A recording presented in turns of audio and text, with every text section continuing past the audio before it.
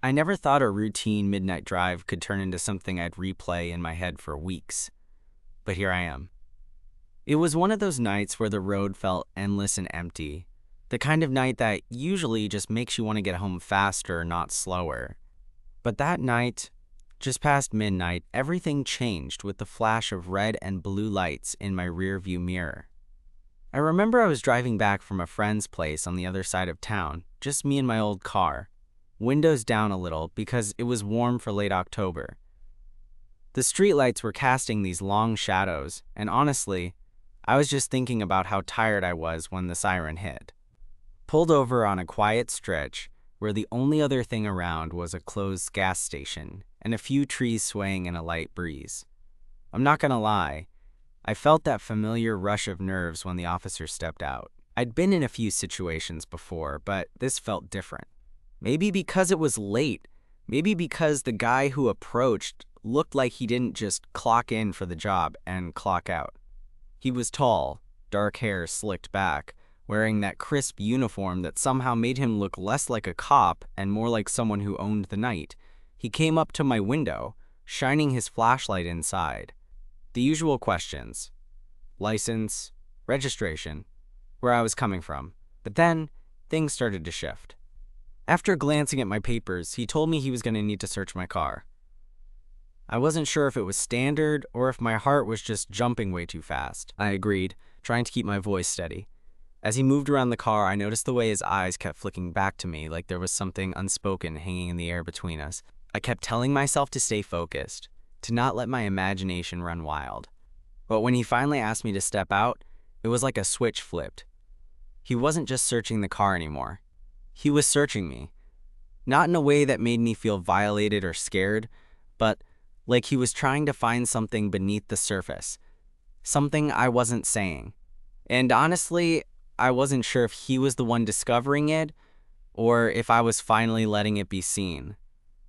I can't say I knew what was coming next. The way he looked at me, the brief contact that lasted a second too long, it was confusing and electric all at the same time. And that's when I realized this wasn't just about a traffic stop anymore. It was about something more, something I hadn't expected, and definitely something I couldn't just drive away from. At that moment, with the city sleeping behind us and the night air thick between us, I realized I was caught in something way bigger than a busted taillight. But I had no idea just how much bigger. He asked me to step out of the car, and my legs felt a bit weak, like I'd just run a mile I didn't sign up for. The streetlight caught his face in a way that made the shadows under his cheekbones sharper. His eyes locked onto mine like he was trying to read my thoughts. I kept waiting for him to say something official, something that would snap me back to reality, but the silence was heavier than it should have been. "Mind if I pat you down?" he said, but there wasn't the usual cold authority in his voice. It was quieter, softer. There was a hesitation there, like he wasn't sure if he should ask, but felt he had to anyway. Sure," I managed, not exactly knowing what else to say. He moved his hands slowly, carefully, checking my jacket pockets, the waistband of my jeans, the back pockets. I wasn't sure why, but I didn't feel scared or embarrassed. It was almost intimate? Yeah, that sounds crazy, but it's the only word that fits. Like there was this unspoken permission in the air, this weird kind of trust I wasn't expecting from a cop at midnight on a deserted street. "Nothing here," he said finally, stepping back and running a hand through his hair like he was trying to shake off something internal. "You're clean," I nodded, but before I could step back into my car, he hesitated again, and then said, "You know, it's weird. I'm not supposed to say this, but you don't seem like the kind of guy who'd be driving around this late unless something was on your mind." My heart skipped. How did he know? I didn't say anything. I just looked at him, waiting. He smiled, a little crooked, like he was trying to lighten the mood but not really sure how. "I'm Officer Daniels," he said, extending his hand. "Jason," I replied, shaking it. His hand was firm, warm. For some reason, I didn't want to pull away. There was a beat of silence. Then he said, "You want to talk about it? Whatever it is?" I laughed nervously, trying to act like I wasn't suddenly vulnerable on a street that felt a little less empty now. "I don't even know where to start." "Sometimes, you just have to start with the next thing," he said, his voice low enough that I felt like he was sharing a secret. I glanced back at my car, then at the quiet gas station across the street. The night had shifted. This wasn't just a traffic stop anymore. It felt like the start of something I hadn't expected to find. "Maybe I could buy you a coffee or something," I said, suddenly feeling bold and stupid all at once. "There's a place that's open 24 hours not far from here." He laughed softly, shaking his head. "You're lucky I'm on duty. Or maybe you're the lucky one," I said before I could stop myself. His eyes held mine, and for a moment, there was no badge, no uniform, just two guys standing on a street at midnight, both looking for something. We ended up at the coffee shop, the kind with flickering neon signs and vinyl booths that smelled like old movies. We sat across from each other, the world outside the window, quiet and distant. I learned his name was actually Luke, not Daniels. That was just the name on his badge. He told me he worked the night shift because it gave him time to think and write. Writing, I thought, of all things. You wouldn't guess it from his tough exterior, but there it was. This guy who spent his nights walking the beat and his free moments scribbling stories no one would read. I told him about my own restless nights, the kind where your brain won't shut off and you drive around just to feel less alone. There was a moment when he reached across the table and brushed a stray hair from my forehead. It was the kind of touch that made you realize your skin remembers more than your head does. We talked until the first hints of dawn started pushing the darkness back. It felt like no time had passed, but also like everything had changed. When I finally stepped back outside, the city was waking up, and the street where I'd been pulled over felt like a completely different place. Luke stood there, the uniform back on, the badge shiny in the early light. "I should get back," he said quietly. "Yeah," I said, not wanting this night to end, but knowing it had to. He looked at me a moment longer, then slipped a folded piece of paper into my hand. "Call me," he said. I watched him walk away, the patrol car's engine starting up and fading into the morning. I unfolded the paper in my hand. It wasn't just a phone number. There was a little note written in messy cursive, "For the nights you feel alone." And just like that, what started as a random traffic stop turned into something I wasn't ready for, but definitely didn't want to forget. I tucked the note into my wallet and stood there a moment, watching the patrol car disappear down the street, lights off now, just a dark shape moving into the waking city. I felt like I was standing on the edge of something, though I wasn't sure what. The way the night had folded into morning without warning, the way Luke had just shown up in my life like some unexpected plot twist. It was surreal. I got in my car and started the engine, but I didn't drive home right away. Instead, I pulled over a few blocks away, sat in the driver's seat with the windows down, and stared at that little scrap of paper in my hand. The words, "For the nights you feel alone," felt like a lifeline thrown to me at a time I didn't even realize I'd been drowning. For a while, I just sat there, the coffee shop's neon glow fading behind me as the sun climbed higher. My mind kept running over everything Luke had said, the way he'd looked at me, how natural it had felt talking to him despite the strange circumstances. It wasn't every day you get pulled over at midnight and end up swapping stories with a cop you might actually want to see again. The next few days were a blur. I kept the note close, almost like a secret talisman. I didn't call right away. There was this mix of excitement and anxiety in my chest, like I was scared to break the spell by making it real. But the nights felt different. When the world got quiet and my thoughts started spinning, I'd read that little note again, and it made me feel less alone, like Luke was somehow there with me. Finally, on a Thursday evening, I texted him. "Hey, it's Jason. I'm that guy you pulled over last week. Coffee again?" The reply came almost instantly. "I was hoping you'd say that." We met up that Friday night at the same coffee shop, the one with the flickering neon sign and the vinyl booths. I arrived early, nervous in that familiar way, where your stomach does somersaults and your brain just can't keep up. When Luke walked in, I felt that same pull, like gravity had shifted. He slid into the booth across from me, his uniform swapped for a simple dark sweater that brought out the green in his eyes. We ordered coffee, but barely touched the cups as we dove into conversation. This time, it wasn't about the traffic stop or the midnight surge. We talked about music, movies, the weird little things that make you who you are. It was easy. So damn easy. At one point, Luke told me about the writing he'd mentioned. He was working on a collection of short stories, mostly about people trying to find connection in a world that often feels cold. I told him I was a graphic designer, and that sometimes my work helped me process the chaos in my head.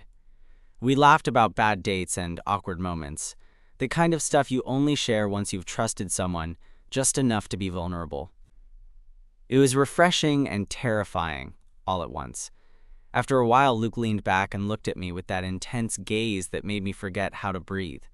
"You know," he said, "I'm usually pretty good at keeping my professional and personal lives separate, but with you, it feels different."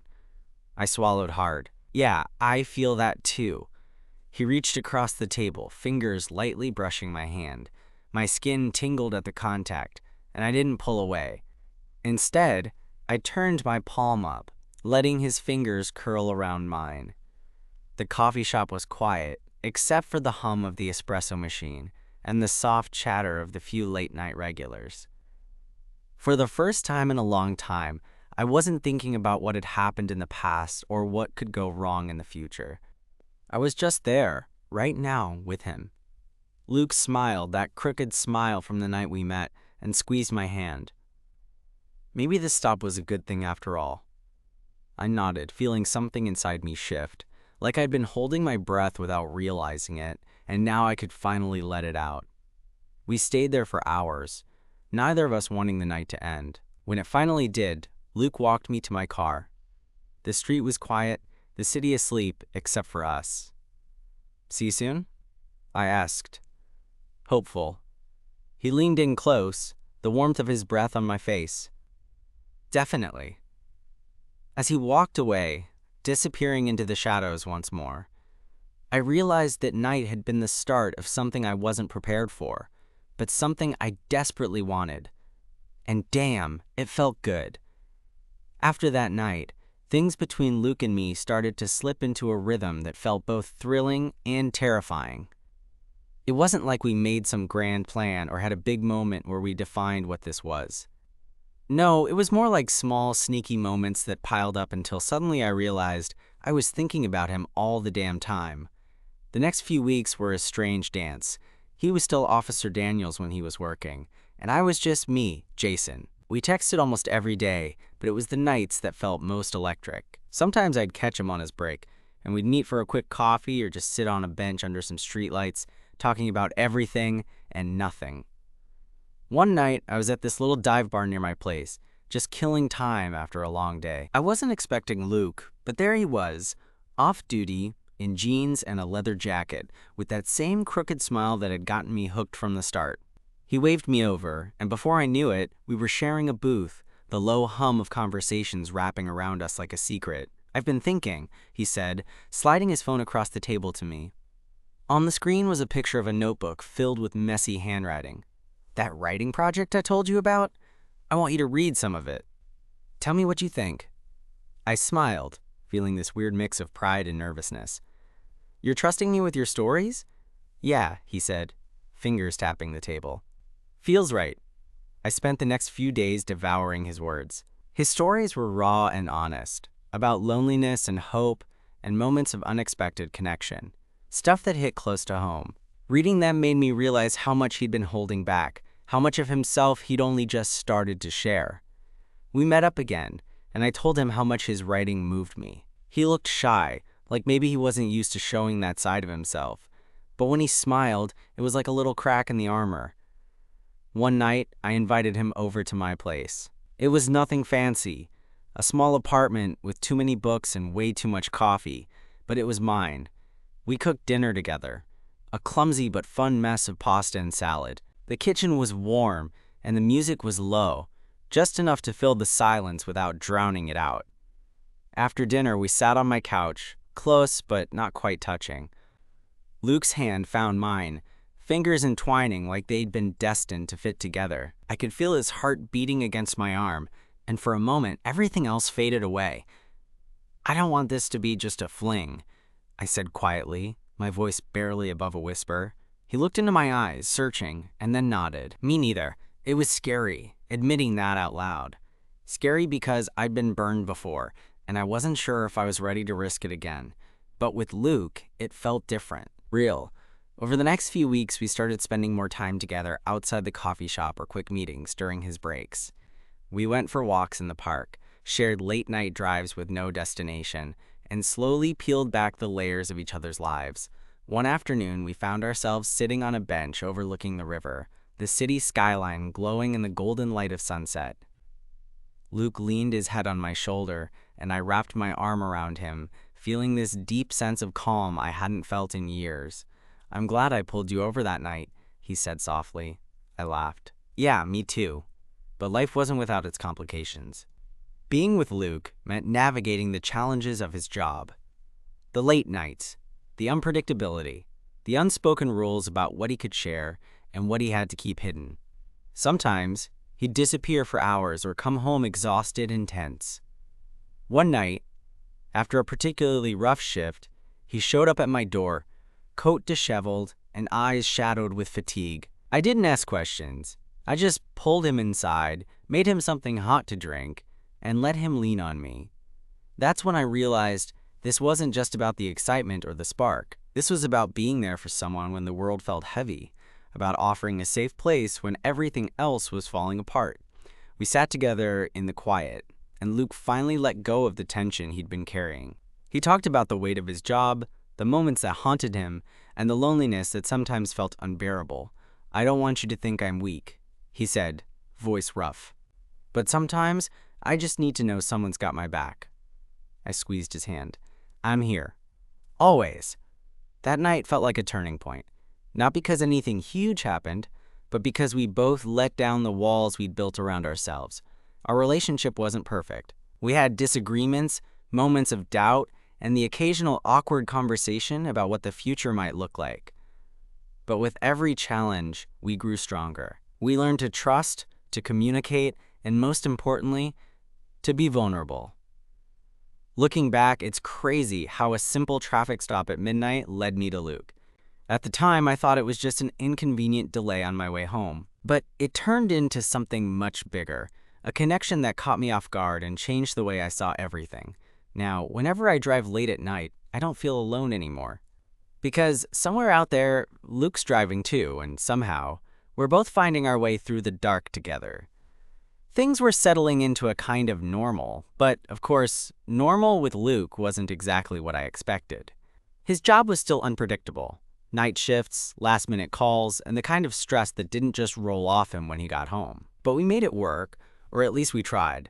One Friday evening, a few weeks after that riverbench conversation, I was waiting for him at my apartment when he showed up looking a little more worn than usual. His eyes were tired, and his uniform was replaced with a hoodie that hung loosely on his frame.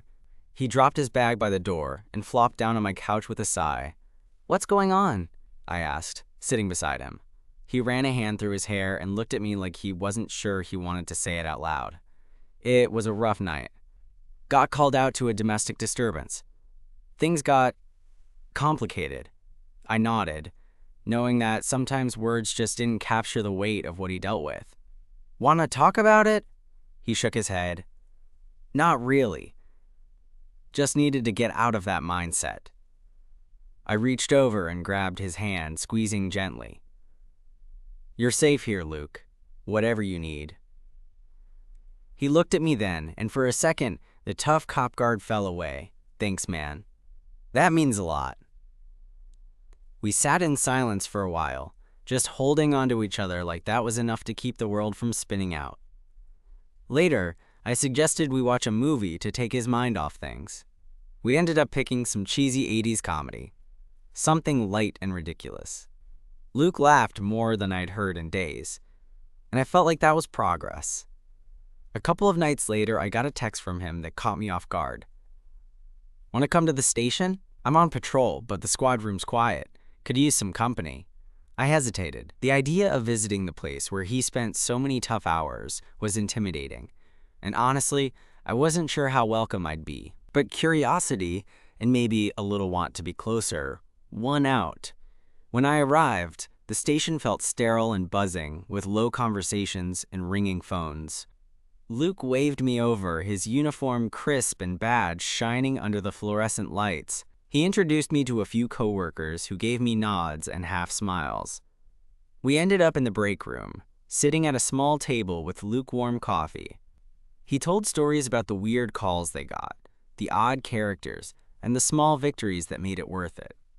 I realized then how much of his life I'd been kept from, not because he was hiding, but because some things were just too complicated to explain on a first date, or even a second or third. As the night stretched on, Luke checked his watch. "Shift's almost over. Want to ride home?"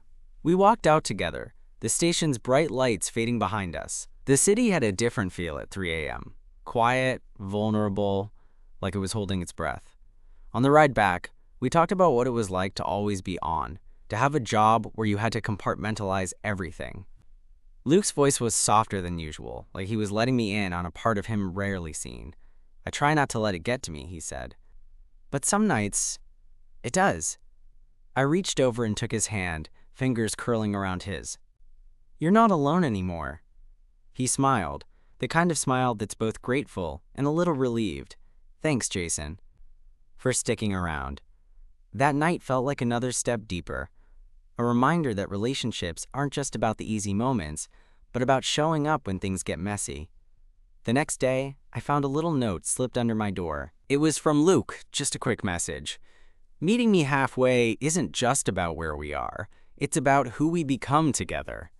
I smiled, folding the note carefully and tucking it into my wallet next to that first one he gave me. In the weeks that followed, we kept building on that fragile trust, sharing more parts of ourselves. Luke showed me his writing, the stories evolving with each draft. I showed him my design work, the sketches and ideas I'd been too shy to share before. One night, we cooked dinner together again, this time in his tiny apartment.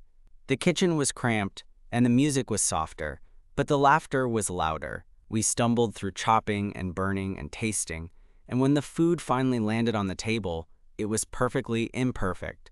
We ate under the dim glow of a single lamp, the city lights flickering through the window. Luke reached across and brushed a crumb off my cheek, his fingers lingering just a little longer than necessary. "I'm not great at saying this," he murmured, eyes searching mine, "but I think I'm falling for you." My heart pounded. "I've been falling for you since that first night." He laughed, a little breathless, and leaned in closer. "Good, because I wasn't sure you felt the same." We kissed then, slow and sure, like finding a home in each other's arms. It wasn't all perfect from there. There were days when the weight of his job made him distant, times when I felt unsure about where we were headed. But through it all, we kept coming back to each other, learning to navigate the messy, beautiful chaos of love.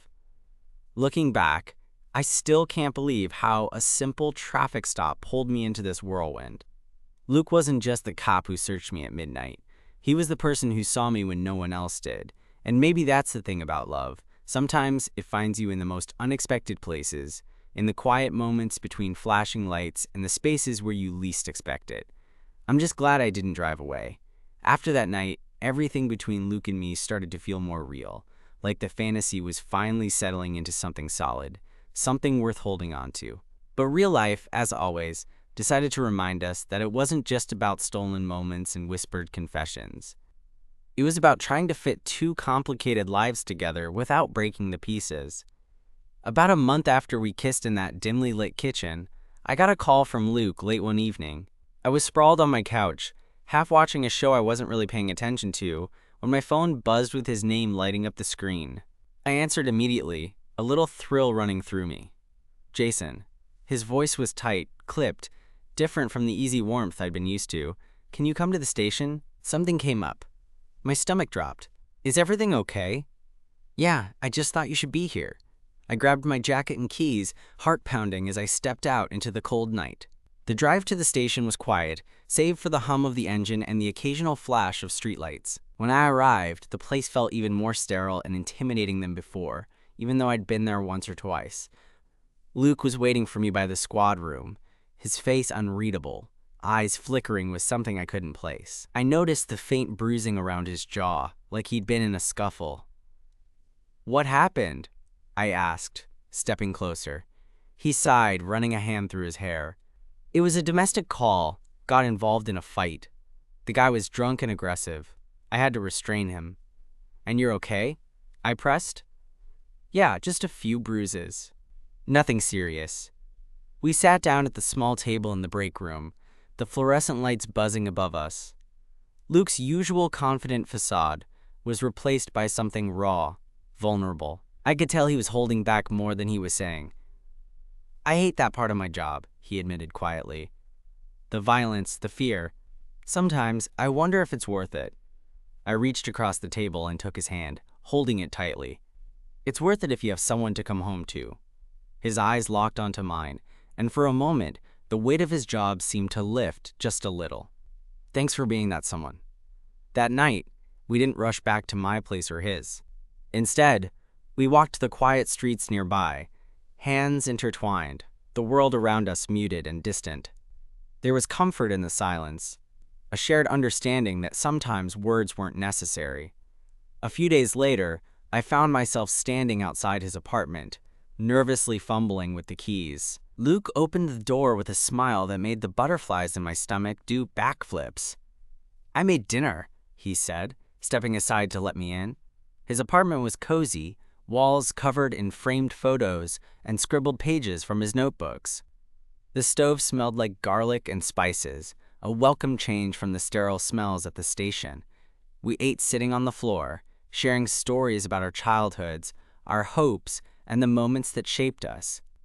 Luke talked about feeling out of place growing up, the struggle of accepting who he was in a world that didn't always make room for guys like him.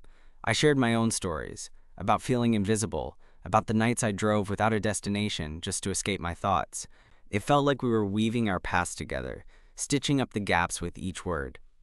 After dinner, we curled up on his couch, his head resting on my shoulder, the city lights casting soft patterns through the window. "I'm scared sometimes," he whispered. "Scared of what this means. Scared of losing control." I kissed the top of his head. "We'll figure it out. Together." Our relationship wasn't perfect. Far from it. There were moments when his job's demands clashed with our plans, when exhaustion made us snap at each other, when fear and insecurity crept in. But through it all, we kept choosing each other. One weekend, I invited Luke to a small art gallery opening. It was a bit out of his comfort zone, but he came anyway, curious and supportive. Walking through the rooms filled with color and expression, I could see a different side of him, more relaxed, more open. We ended the night with ice cream from a nearby shop, laughing over ridiculous flavors and awkward attempts at sharing a single cone. That night felt like a breath of fresh air, a reminder that life wasn't just about struggles, it was also about joy. Back at my place, we stayed up late, talking about the future in vague, hopeful terms.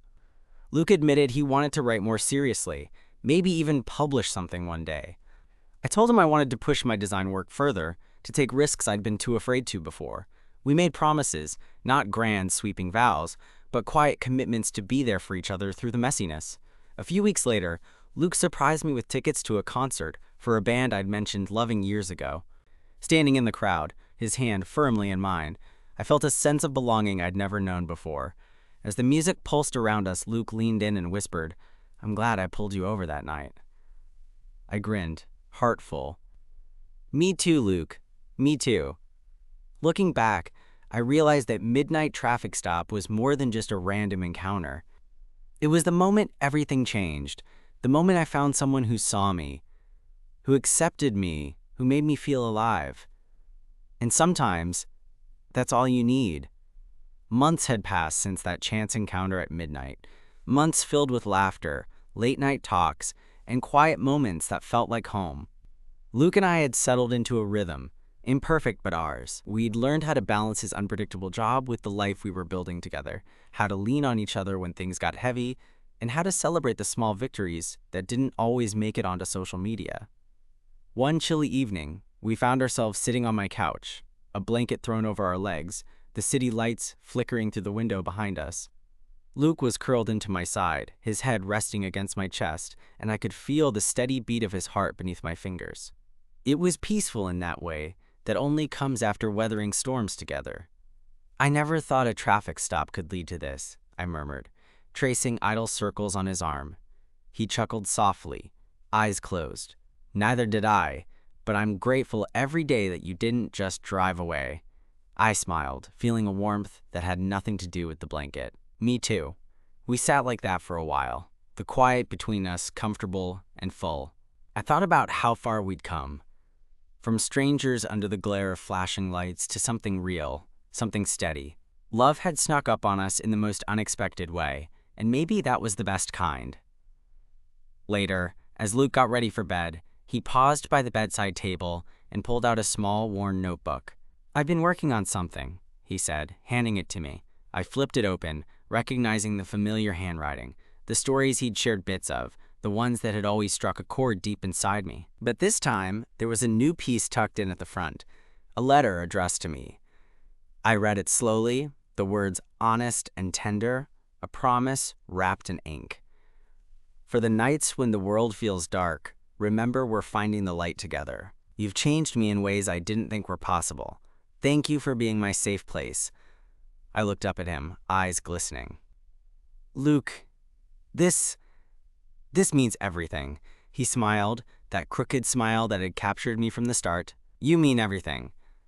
In that moment, I knew we didn't need grand declarations or perfect endings. What we had was real, built from late-night talks, shared fears, and the courage to keep showing up for each other.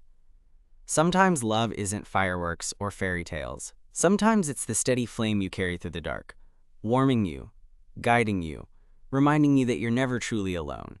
And as I held Luke close that night, I felt that flame burning bright between us, ready to light whatever came next.